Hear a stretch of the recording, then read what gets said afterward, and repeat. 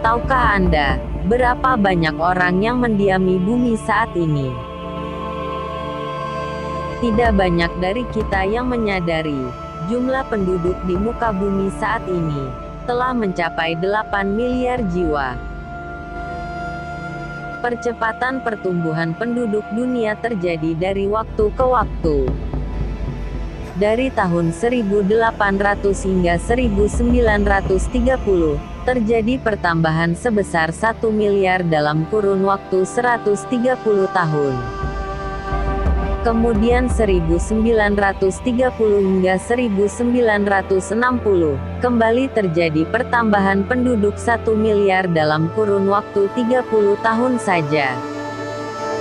Dan pada tahun-tahun berikutnya, pertambahan 1 miliar penduduk terjadi dalam waktu yang makin singkat. Selanjutnya bahkan hanya butuh waktu 12 tahun saja, bumi bertambah 1 miliar pengisinya. Ledakan penduduk yang memunculkan keresahan banyak pihak atas dampak yang makin dirasakan mengiringinya. Suhu permukaan bumi terus meningkat. Gletser di kutub bumi mencair. Pulau-pulau di dataran rendah tenggelam. Kehancuran ekosistem tumbuhan dan hewan. Menipisnya sumber daya alam, pangan, minyak bumi dan mineral. Semua fenomena tersebut berujung pertanyaan menggelisahkan, seberapa banyak manusia bisa ditampung bumi? Terjadinya ledakan penduduk berikut dampaknya, sebenarnya sejak lama telah diprediksi para ilmuwan dan menjadi perbincangan kalangan masyarakat. Thomas Malthus merumuskan dua postulat dalam perkembangan kehidupan manusia yang akan tetap sepanjang masa, yaitu kebutuhan pangan untuk kelangsungan hidup, dan kebutuhan nafsu seksual antar jenis kelamin. Ia memprediksi, pertumbuhan penduduk akan mengikuti deret ukur, sedangkan pertumbuhan bahan pangan seperti deret hitung. Oleh karenanya perlu ada pembatasan penduduk, sebab seperti tumbuhan dan hewan, jika tidak dikendalikan akan berkembang biak dan memenuhi permukaan bumi dengan sangat cepat. Sementara bahan makanan yang dibutuhkan untuk kelangsungan hidup, pertumbuhannya akan jauh lebih lambat. Ketersediaannya tidak mengimbangi jumlah penduduk. Dalam perkembangannya, teori Malthus mendapat berbagai kritik dari banyak pihak.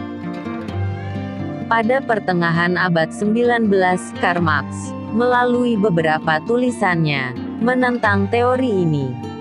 Menurutnya, tekanan penduduk di suatu negara bukanlah terhadap bahan makanan, melainkan terhadap kesempatan kerja.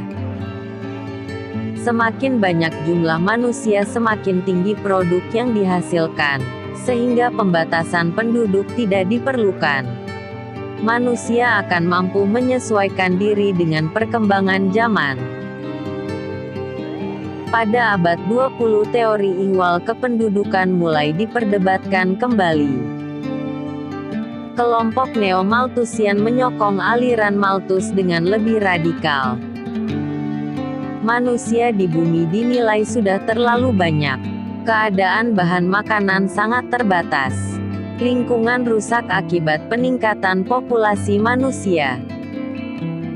Mereka sangat menganjurkan penggunaan cara preventif cek, yaitu menggunakan alat kontrasepsi untuk mengurangi jumlah penduduk. John Stuart Mill, ahli filsafat dan ekonomi Inggris, menerima pendapat Malthus sebagai suatu aksioma. Namun menurutnya pada situasi tertentu manusia dapat mempengaruhi perilaku demografinya. Kekurangan bahan makanan bersifat sementara saja. Itu bisa dipecahkan dengan mengimpor bahan makanan, atau memindahkan sebagian penduduk wilayah tersebut ke wilayah lain. Arsène Dumont, ahli demografi Perancis, mengemukakan teori kapilaritas sosial, yang mengacu pada kebebasan individu untuk mencapai kedudukan tinggi di masyarakat, sebagai cara menurunkan angka kelahiran. Emil Durkheim, Sosiolog Perancis berpendapat, akibat dari tingginya pertumbuhan penduduk, akan timbul persaingan di antara mereka untuk dapat mempertahankan hidup. Dan untuk memenangkannya, setiap orang harus meningkatkan pendidikan dan keterampilan, serta mengambil spesialisasi tertentu. Thomas Sadler, ekonom Inggris berpandangan bahwa daya reproduksi manusia dibatasi oleh jumlah penduduk yang ada di suatu wilayah atau negara. Jika kepadatan penduduk tinggi, daya reproduksi manusia akan menurun. Sebaliknya, jika kepadatan penduduk rendah, daya reproduksi manusia akan meningkat. Herman Kahn, futurolog Amerika, mengatakan, negara kaya akan membantu negara miskin, dan akhirnya kekayaan itu akan jatuh kepada orang-orang miskin. Dalam beberapa dekade tidak akan terjadi lagi perbedaan yang mencolok antara umat manusia di dunia ini. Dengan tingkat teknologi yang ada sekarang, mereka memperkirakan bahwa dunia ini mampu menampung 15 miliar orang dengan pendapatan melebihi Amerika Serikat dewasa ini. Negara-negara pendukung teori Malthus umumnya adalah negara berekonomi kapitalis seperti Amerika Serikat, Inggris, Prancis, Australia, Kanada, dan yang lainnya. Sedangkan negara-negara yang mendukung teori Marxis umumnya adalah negara-negara berekonomi sosialis seperti negara-negara Eropa Timur, RRC, Korea, Rusia dan Vietnam.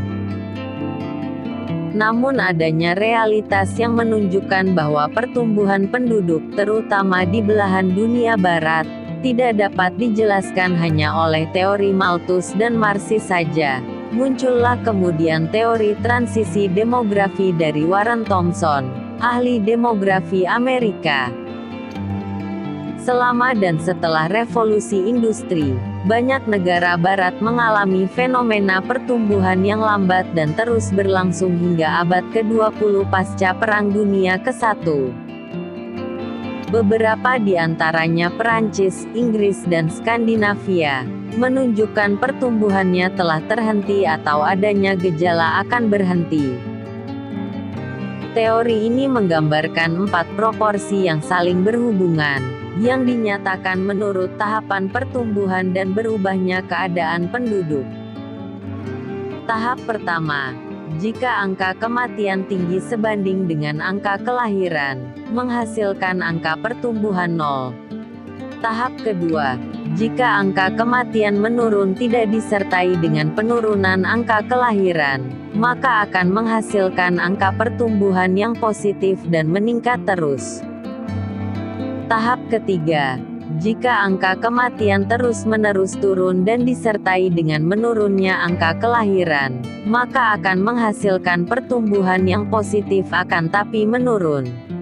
Tahap keempat, jika angka kematian dan angka kelahiran juga rendah, maka hasilnya adalah pertumbuhan yang semakin berkurang, yang pada akhirnya akan mencapai 0. Terlepas dari semua teori tersebut, data terbaru PBB menyatakan bahwa pada 2050, bumi akan dihuni sebanyak 9,6 miliar. Dan pada 2100 bumi akan semakin sesak karena ditempati 11 miliar orang. Namun penelitian lain dari Global Environmental Change menyatakan bahwa pada pertengahan abad ini bumi akan dihuni oleh 9,4 miliar orang. Dan pada 2100 terjadi penurunan menjadi 9 miliar orang. Juga studi dari Institute for Health Metrics and Evaluation yang memproyeksikan jumlah populasi bumi akan mencapai puncaknya pada 4 dekade mendatang, mencapai 9,7 miliar, sebelum kemudian turun menjadi 8,8 miliar pada akhir abad ini. Penuaan populasi secara global juga merupakan isu. Jumlah orang berusia 60 tahun ke atas akan naik lebih dari 2 kali lipat di 2050. Eropa akan memimpin pertumbuhan itu. Dengan lebih dari 34% penduduknya diperkirakan akan berusia lebih dari 60 tahun pada 2050. Penurunan kesuburan diperkirakan bisa menyebabkan populasi dunia dalam beberapa dekade mendatang menyusut. Di Spanyol dan Jepang bahkan sampai setengahnya. Namun ada juga prediksi lain dengan model berbeda. Tingkat kesuburan menurun, populasi semakin menua, itulah tren kependudukan yang terlihat di negara-negara industri maju. Perkembangan populasi itu juga akan terjadi di negara-negara ambang industri pada beberapa dekade mendatang. Dalam 80 tahun mendatang, populasi di negara-negara seperti Spanyol dan Jepang akan berkurang setengahnya. Cina juga akan mengalami tren penyusutan penduduk yang hampir sama besarnya. Hanya di 12 negara termasuk Somalia dan Sudan Selatan, akan ada cukup bayi untuk menjaga populasi penduduk agar tetap stabil. Tahun 2050, lebih 150 negara diperkirakan akan mengalami masalah penduduk yang semakin menua. Pergeseran demografis itu akan mengubah masyarakat, dan membangkitkan masalah ekonomi sosial baru. Siapa yang akan membayar perawatan kesehatan penduduk lanjut usia? Apakah negara-negara akan memperebutkan migran muda? Bagaimana dengan usia pensiun?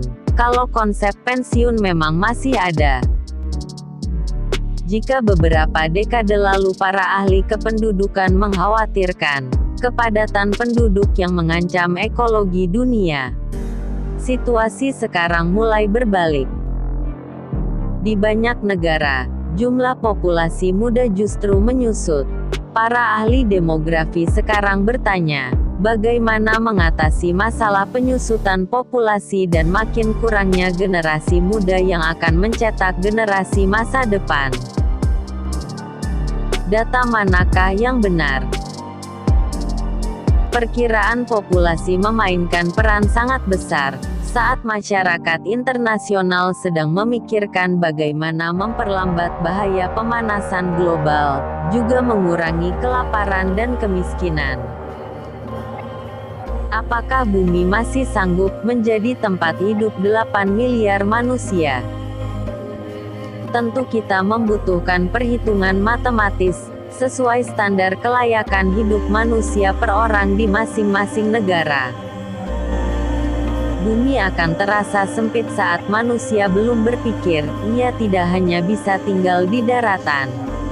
Andaikan ada gagasan seperti bentuk reklamasi, maka bisa saja bumi ini belum terlalu kecil untuk kehidupan 8 miliar manusia. Alasan kekhawatiran tersebut, bukan karena bumi ini terlalu kecil untuk jumlah manusia 8 miliar, namun karena konsep manusia tentang kehidupan itu sendiri yang tidak pasti. Setiap negara penghuni bumi ini merasa, seakan-akan sudah merebut bagian bumi menjadi milik pribadinya. Problem kepadatan penduduk akhirnya dilihat sebagai problem perluasan wilayah negara. Persoalan hak milik bumi, kekuasaan dan kepadatan penduduk suatu negara tidak bisa menemukan solusi global yang mantap tanpa dilandasi dengan dasar konsep dan spiritualitas persaudaraan yang universal. Ya, manusia mungkin telah kehilangan rasa solidaritas dan persaudaraan universal. Solusi kepadatan penduduk suatu negara hanya bisa menemukan titik terang dengan menggunakan alat kekuasaan, tanpa dialog persaudaraan. Jika sampai pada kenyataan seperti itu, tentu sangat jelas bahwa jumlah populasi 8 miliar sungguh merupakan persoalan dramatis dunia saat ini. Persoalan pertumbuhan populasi itu sangat mungkin menjadi persoalan perebutan wilayah negara. Terima kasih telah menonton video ini. Jangan lupa subscribe. Salam.